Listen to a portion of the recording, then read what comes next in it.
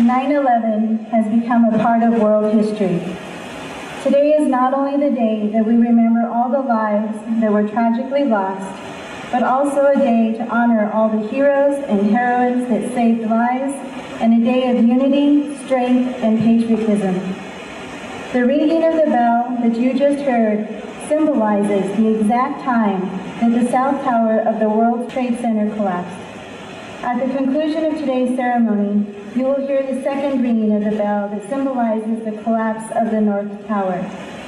At this time, please stand with me as we salute the bravery that was and will forever be, as the Honor Guard posts the colors. Also, please remain standing for the Pledge of Allegiance following the national anthem sung by Madeline Cordova.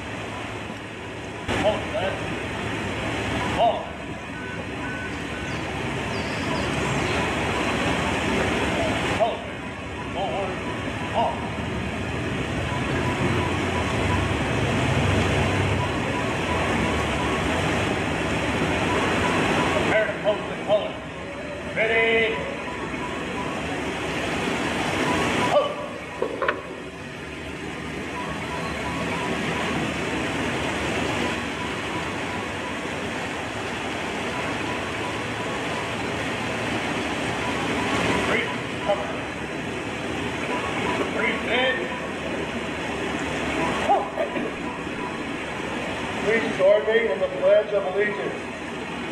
I pledge allegiance to the flag of the United States of America and to the republic for which it stands, one nation, under God, indivisible, with liberty and justice for all. God bless America.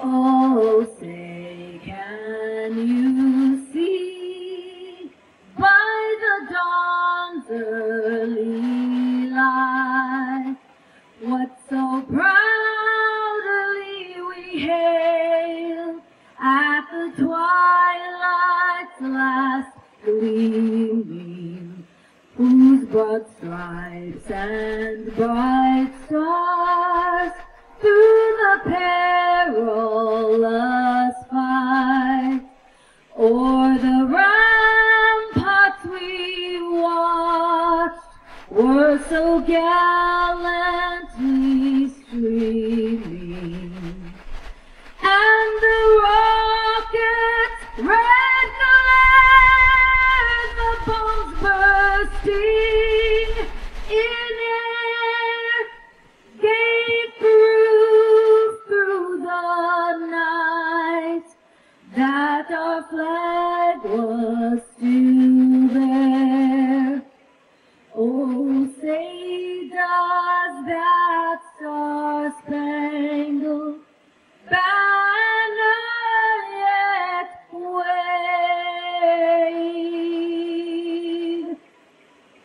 o'er the land of the free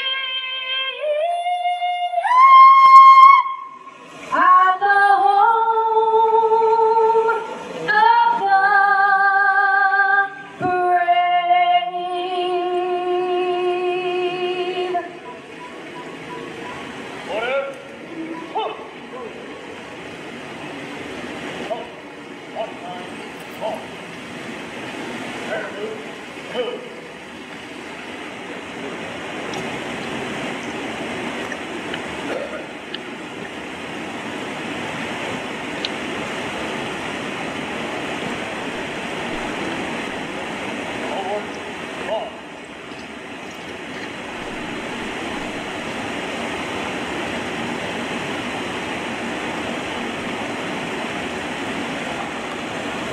Please join me in prayer. Our Heavenly Father, we are grateful today that we live in a nation that values freedom. And yet we are aware that for the first time, America's freshmen in high school went to high school looking at 9/11 as history, but they were not born when it occurred.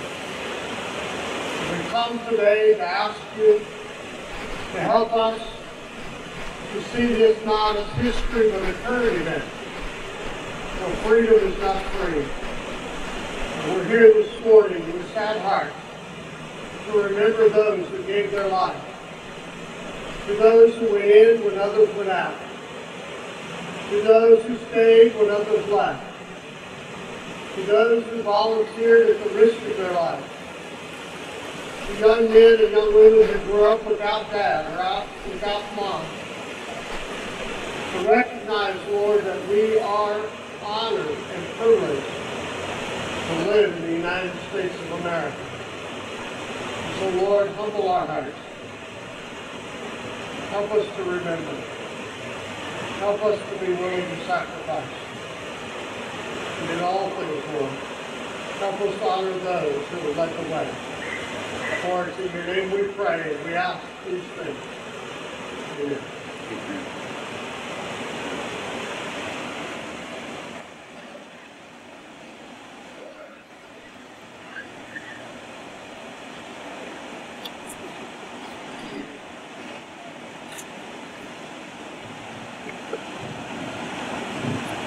Good morning and thanks for coming. On this, the 15th anniversary of the attacks on the United States that we have come to know simply as 9/11, it occurs to me that there are young people in their 20s that have no first-hand memory of this event. It is for these reasons that it is important to keep this memory of this tragic day alive, not to perpetuate distrust or anger, but simply to remember the sacrifices of those that were lost or injured on that day. On September 11, 2001, a small group of terrorists showed us and the world the very worst side of humanity. Immediately and without any forethought, firefighters, police officers, military personnel, EMS providers, and citizens from every walk of life stepped forward and through their selfless actions renewed our faith in humanity. The names of the perpetrators have long since been forgotten. The victims and the heroes of that day deserve to be remembered. Let's keep their memory alive.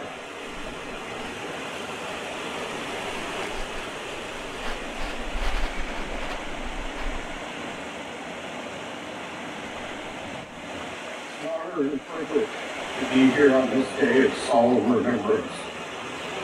We call to mind all of those who lost their lives on September 11, 2001, and all of those who gave their lives that day and since that day because of their response to those tragic and cowardly attacks. On September 11, 2001, I was with some of my police department colleagues in Pueblo, Colorado for crisis negotiators training. None of us had turned on our televisions in our hotel rooms that morning. So when we arrived at a restaurant to get some breakfast before class began, we were perplexed by bits and pieces of conversations that we were hearing in the parking lot. People were saying things like, and then a second plane hit the other tower. When we reached the restaurant's waiting area, we were shocked by what we saw on the television in that area. Quite a number of people were gathered around and quietly, and some tearfully. They were watching live footage of smoke billowing from both of the World Trade Center towers as news anchors and reporters recounted the events without warning, without point. Our class was canceled that day, and we were sent away with the hope that it would resume the next day, which it did. Our instructor, by the way, was a retired New York City police detective. But that day, the 11th, we went back to our rooms, and like most Americans, I think, we watched news coverage from New York and Washington, D.C., and Pennsylvania. At some point that day, a reporter interviewed an NYPD officer near Ground Zero. The officer mentioned how many years he had been serving and said that he was proud to be an NYPD officer and that he loved it every day. The reporter asked, "Except for today, right?" I'll never forget his reply. Without missing a beat, he said, "Especially today." I suppose many would find that a strange sentiment to say that, quote, "especially today," on a day like 9/11, he loved being an NYPD officer. But I think that for those of us who are first responders, his answer resonates. September 11, 2001 was a day of unspeakable horrors, but it was also a day of resounding courage, heroism, service, and sacrifice. I've heard different theories about why people choose to become police officers or firefighters, and most of those come from people outside the professions. I'm sure there are various reasons that people choose to go into public safety, but I've become convinced that those who enter the professions and do not have at least some of that, especially today, mindset, don't last. Those who see law enforcement or firefighting as just another job don't last. We see them come and we see them go because these professions are anything but just another job. The events of September 11th are a stark reminder of that. I believe that the vast majority of the men and women who go into these fields do so because they know that when crises occur and tragedies strike, their communities look to them to run towards the trouble, whether that be burning buildings or gunfire or what have you, even as others run away. As they serve, they come to know that the best way they can honor their fallen is to continue to serve to the best of their abilities and to uphold their oaths with honor and courage. Today we remember and we honor all of those from New York City to the Pentagon to the skies over Pennsylvania who did not back down. They showed the American virtues of resolve, bravery, and heroism as they fought back against terror and as they fought through smoke and flames and crumbling buildings to try to save lives. We remember and honor them all, and especially those who made the ultimate sacrifice. On behalf of Chief Luis Velez and the Pueblo Police Department, thank you for being here today.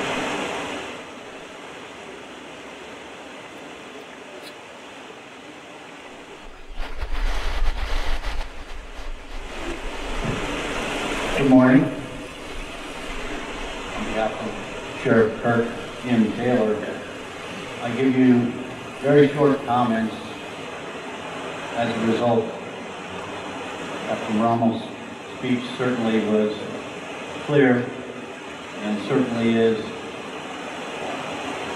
not to be outdone. A very good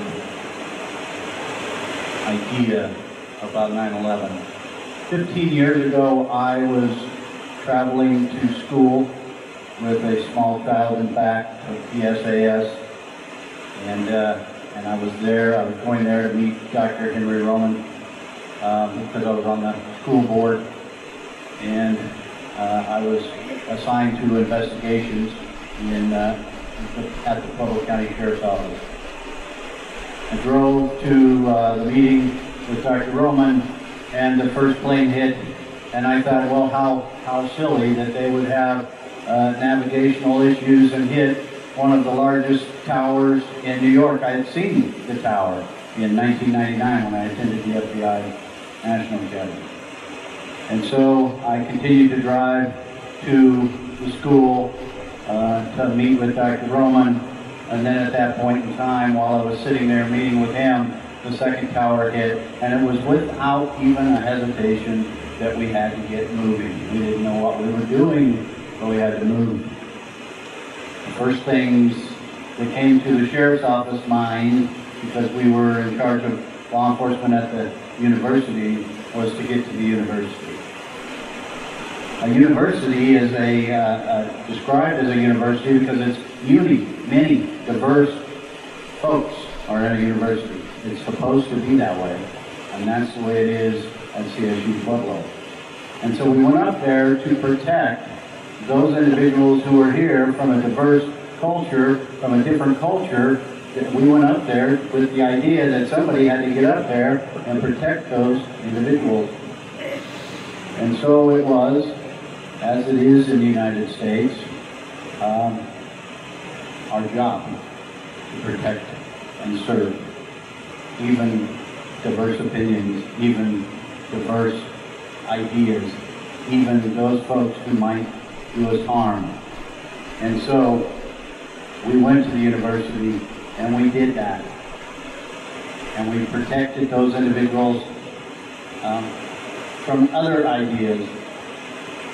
Yet today, what we remember is our first response, our ability to get together and understand how important it is for the United States of America to represent ideas that are different than others, that are university and universal, and we stand ready to protect again.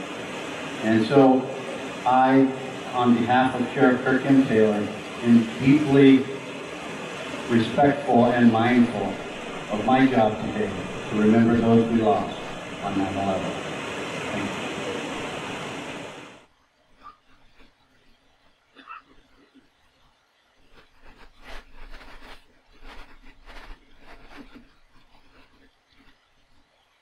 you. Raise high the chalice of our gratitude.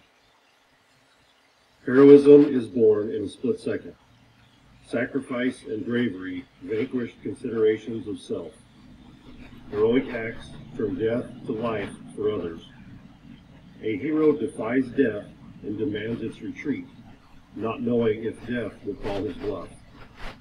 These words by Daphne Rose Kingman. A wreath is an arrangement of plants in a circular pattern. The circle often implies eternity or eternal life, since the shape has no beginning or end. Wreaths have been used as symbolic icons as far back as ancient Greece. As a symbol, they represent the hope that the spirit has moved on and surpassed the death of the body, and that the souls of the deceased will be saved. The ceremonial laying of a wreath at a gravesite or memorial is practiced around the world. Heads of state, the U.S. President, military, and veterans honor departed members of the armed forces or of society by laying a wreath of flowers and greenery at the site. Today, these wreaths are being laid in memory and honor of all who lost their lives September 11, 2001. Please rise. Pueblo City Fire Department.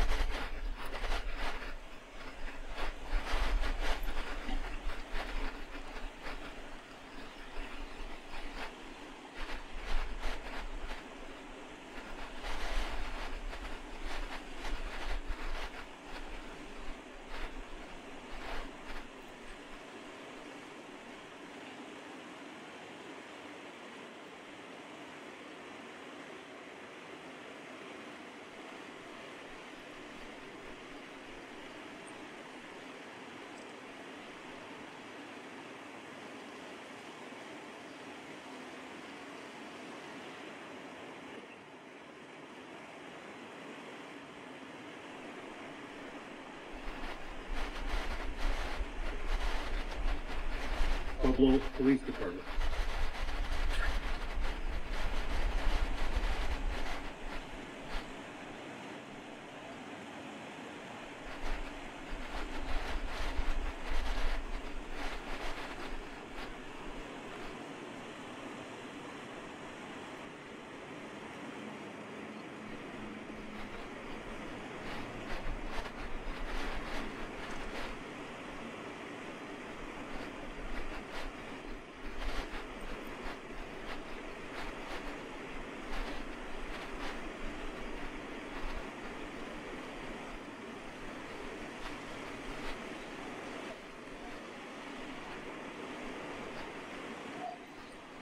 Pueblo County Sheriff's Office.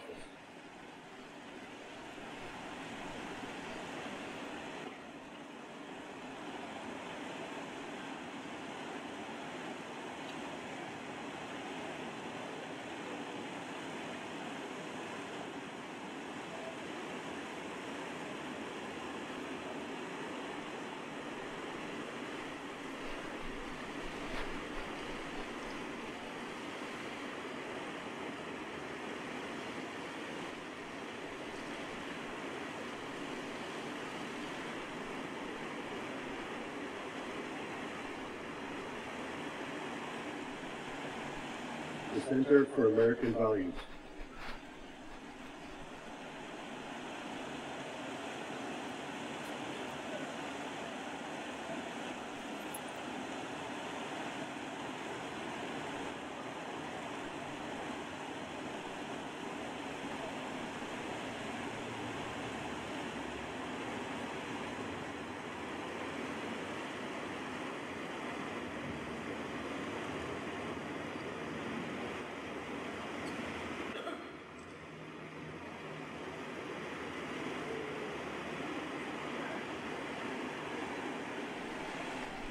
Colorado Wildland Fire Service.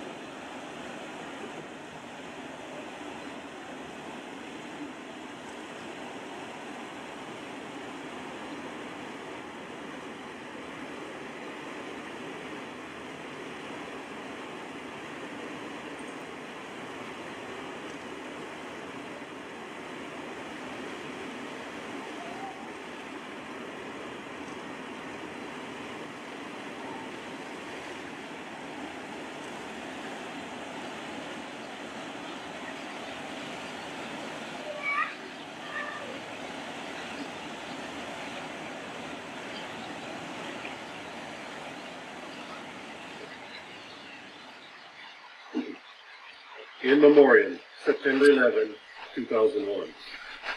On September 11, 2001, then-President George W. Bush addressed a wounded and shocked nation.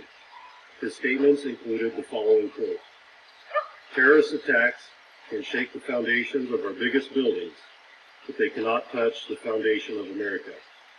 These acts shatter steel, but they cannot dent the steel of American resolve. It is with that same resolve that we continue to honor the sacrifices and pay our respect for the 2,993 victims of the attack on our nation on this 15th anniversary of that day. To those who have lost their lives at the World Trade Center in New York City, the Pentagon in Arlington, Virginia, and in a field in Shanksville, Pennsylvania, we pay our tributes to 343 firefighters of the FDNY, 23 members of the NYPD, 37 officers of the Port Authority, 8 members of EMS units, and the brave passengers of United Airlines Flight 93, who gave their lives to save others September 11, 2001. They are true American heroes in death, but they were also American heroes in life. We will keep them in our memory and in our hearts. They are the embodiment of courage, bravery, and dedication. May they rest in peace, for we have not forgotten. In the police and fire services, we honor fallen comrades in various ways. Join us now as we honor the memory of all the victims of that day. If you're not already, would you please rise?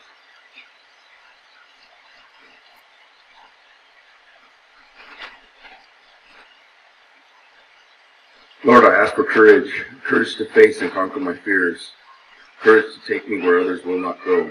I ask for strength of body to protect others, and strength of spirit to lead others. I ask for dedication to my job, to do it well, dedication to my community, keep it safe. Give me, Lord, concern for others who trust me, and compassion for those who need me. And please, Lord, throughout it all, be at my side.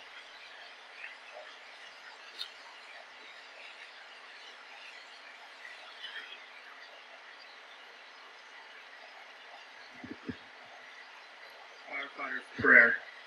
When I am called to duty, God, wherever flames may rage, give me strength to save a life, whatever be its age. Let me embrace a little child before it is too late, or save an older person from the horror of that fate. Enable me to be alert and hear the weakest shout, and quickly and efficiently to put the fire out.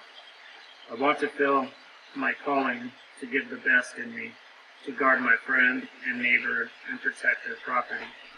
And if according to your will, while on duty, I must answer death's call, bless with your protecting hand my family, one and all.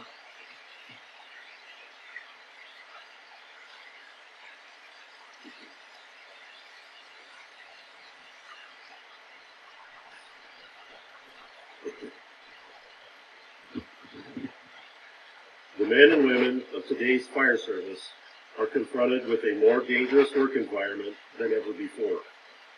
We are forced to continually change our strategies and tactics to accomplish our tasks. Our methods may change, but our goals remain the same as they were in the past: to save lives and to protect property, sometimes at a terrible cost. This is what we do. This is our chosen profession.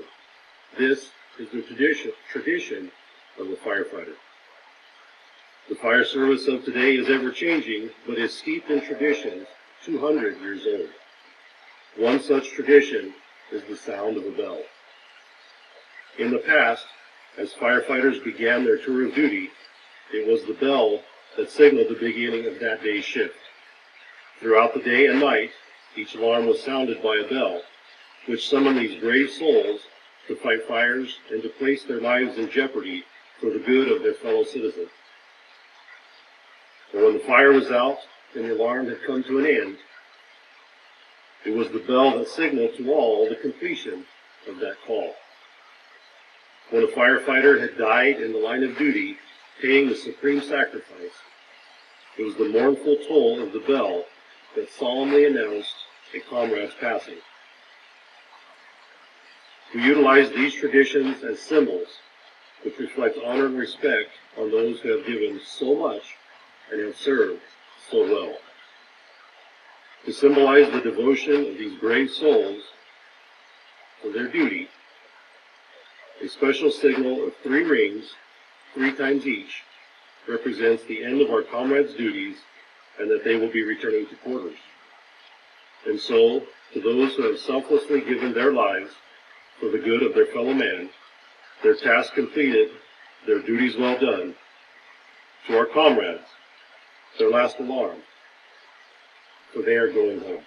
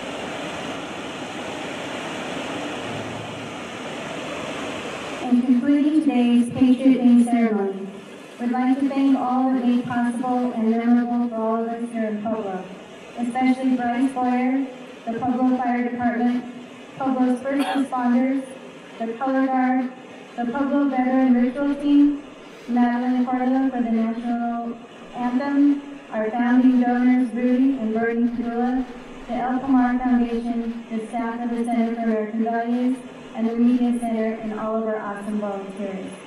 We are truly fortunate to have our community come together to show their continued commitment to this great country. As it is in our mission and vision at the Center for American Values to honor the extreme sacrifices made to sustain American values and to ensure that these extraordinary actions are preserved forever, we ask that you reflect today and share with your loved ones and be the consistent example of honor, integrity, and patriotism. Please feel free to join us for the small reception inside the gallery today and be inspired by the quotes left by many of the Medal of Honor recipients, including our co-founder, Drew Dix, who is one of the 4 recipients of Pueblo, Colorado, or as we like to say, Home of the Heroes. Thank you again for coming, and God bless America.